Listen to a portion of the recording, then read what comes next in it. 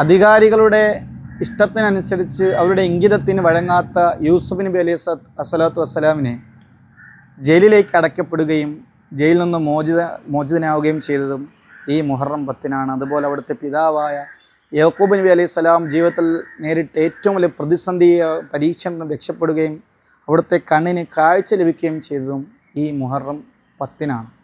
ബഹുമാനപ്പെട്ട റൂഹുല്ലാഹി ഈസ അലൈഹി സ്വലാത്തു വസ്സലാം, ഈസാ നബി അലൈഹി സ്വലാത്തു വസ്സലാമിൻ്റെ ശത്രുക്കൾ പീഡിപ്പിച്ച് അവിടുത്തെ കുരിശിലേറ്റാൻ വേണ്ടി തീരുമാനിക്കുന്ന സമയം അല്ലാഹു സുബ്ഹാനഹു തആല ആകാശത്തിലേക്ക് ഉയർത്തിയത് ഈ മുഹറം 10-നാണ്. ഇങ്ങനെ തുടങ്ങി ഒട്ടനേകം ചരിത്രങ്ങളിൽ ഈ മുഹറം 10-ൻ്റെ പവിത്രതകൾ നമുക്ക് കാണാൻ കഴിയും.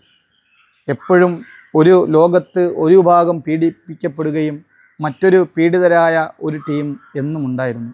ഇന്ന് കാണുന്നത് പോലെ തന്നെ മിസൈലുകൾ ഉപയോഗിച്ച്, അതുപോലെ തന്നെ ബോംബുകൾ ഉപയോഗിച്ച് അക്രമികളായ ഒരു ഭരണം എന്നും ഒരു അധസ്ഥിത വിഭാഗത്തിനെ അടിച്ചമർത്താൻ ശ്രമിക്കുന്ന ഒരു കാലഘട്ടത്തിൽ ഈ മുഹറം 10-ന് വലിയ സന്ദേശം നൽകുവാനുണ്ട്.